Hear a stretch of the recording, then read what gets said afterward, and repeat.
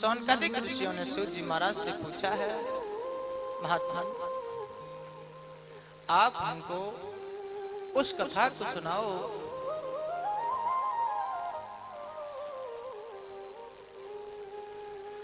आप हमको, क्योंकि आपने ये बात तो हमको पहले बताई कि अश्वत्थामा के अस्त्र से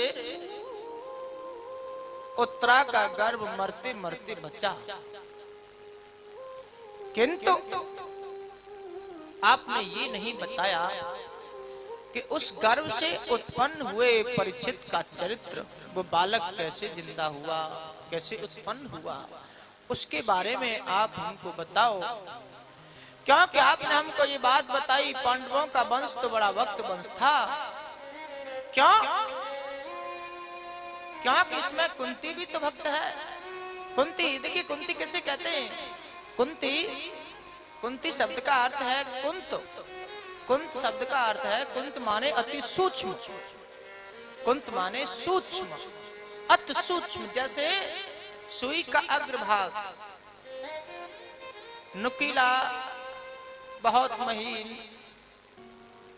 बहुत सूक्ष्म अग्रभाग होता है, कपड़े को रफू करता हुआ, सींगता हुआ, उसको अच्छा करता हुआ और कपड़े को स्वच्छ बना देता है। इसी प्रकार से अति सूक्ष्म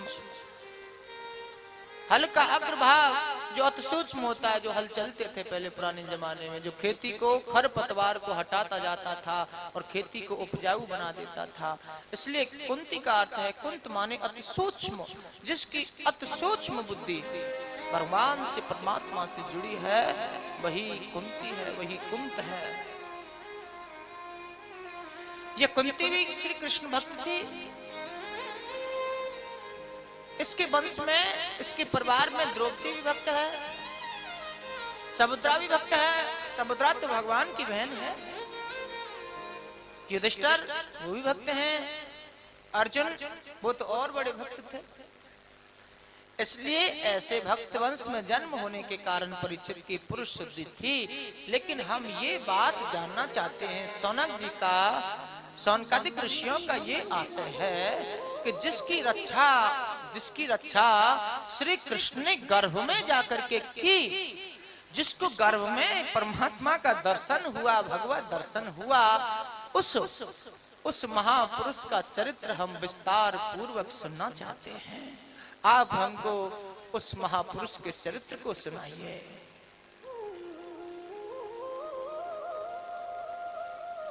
श्रीमद् भागवत कथा के वक्ता व श्रोता दोनों श्रेष्ठ हैं सज्जनों। क्यों? बल्कि ऐसा लिखा है कि वक्ता से, कथा कहने वाले वक्ता से श्रोता और श्रेष्ठ था। परीक्षित नाम का श्रोता जो था ना, वो श्रेष्ठ था। क्यों? क्योंकि सुखदेव जी महाराज को तो जन्म लेने के बाद में भगवत दर्शन हुआ था, लेकिन परीक्षित को तो गर्भ में ही श्री कृष्ण का दर्शन हो गया था। इसलिए श्रोता वक्ता से यहाँ श्रेष्ठ है। सूत जी वर्णन करते हैं सौनकादिक ऋषियों से, अस्रस्थाम्नो पस्रस्तेन, अस्रस्थाम्नो पस्रस्तेन, ब्रह्मश्री शृणोरुतेजसा,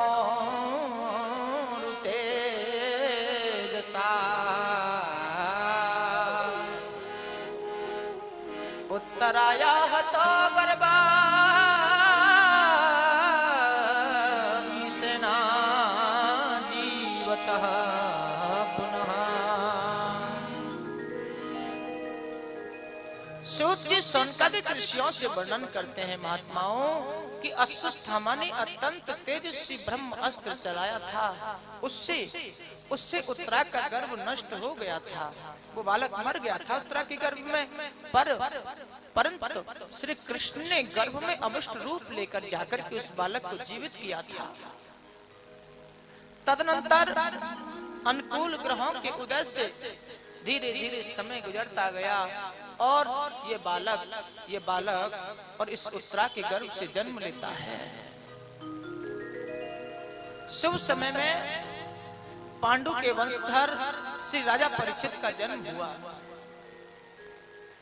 अब जैसे ही परीक्षित का जन्म हुआ, युधिष्ठिर जी महाराज को पता चला तो युधिष्ठिर जी महाराज को परम प्रसन्नता होती है। युधिष्ठिर जी महाराज को बड़ा आनंद आया। जिस समय मनुष्य को सुख आनंद मिले और उस समय पर उसकी मुट्ठी बंधी हुई हो तो समझना चाहिए कि उसे किसी भी प्रकार के सुख आनंद की प्राप्ति नहीं हुई, क्योंकि जब आनंद मिलता है ना तो मुट्ठी ढीली पड़ जाती है। कृपण व्यक्ति भी होता है ना, कंजूस, वो व्यक्ति भी उदार हो जाता है, लुटाने वाला हो जाता है। आज अपने पौत्र का जन्म सुनकर के युधिष्ठिर जी महाराज को परम प्रसन्नता होती है और वो घर की सभी चीजें दान में लुटाने लगे, सभी को दान देने लगे, ब्राह्मणों को, याचकों को, दीन भिखारियों को, सबको युधिष्ठिर जी महाराज ने बहुत सा दान दिया।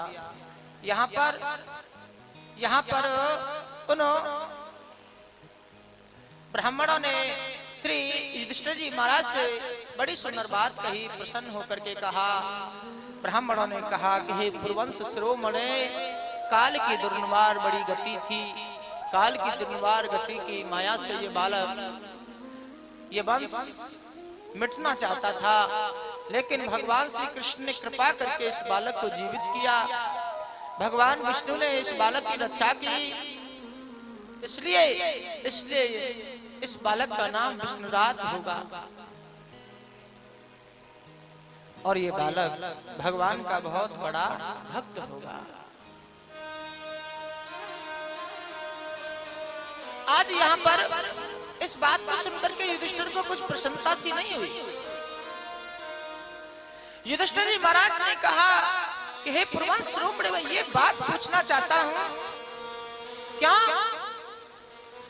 कि जो बालक हमारे घर में उत्पन्न हो और वो बालक हमारे अनुरूप ना चले, वंश के अनुरूप ना चले तो बड़े दुख की बात होती है। इसलिए आप मुझे ये बताओ कि ये बालक आगे चल करके कैसा होगा। आज इस बात को सुनकर के ब्राह्मणों ने कहा, हे राजन, आप क्या पूछते हो? अरे ये बालक तो बड़ा ही होनहार है, इच्छांक के समान प्रजा का पालक होगा, हिमगिर जैसा धीरजवान होगा, आपकी तरह सत्यवादी होगा और जो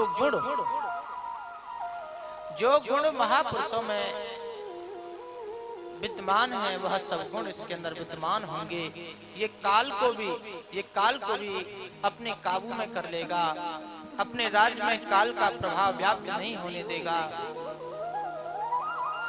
और आगे चल करके यह आपका बालक परीक्षित के नाम से प्रसिद्ध होगा। क्योंकि इसने गर्भ में जिस भगवान का दर्शन किया था, लोगों में उस परमात्मा को खोजता फिरेगा, इसलिए आगे चल करके ये बालक परीक्षित के नाम से प्रसिद्ध होगा।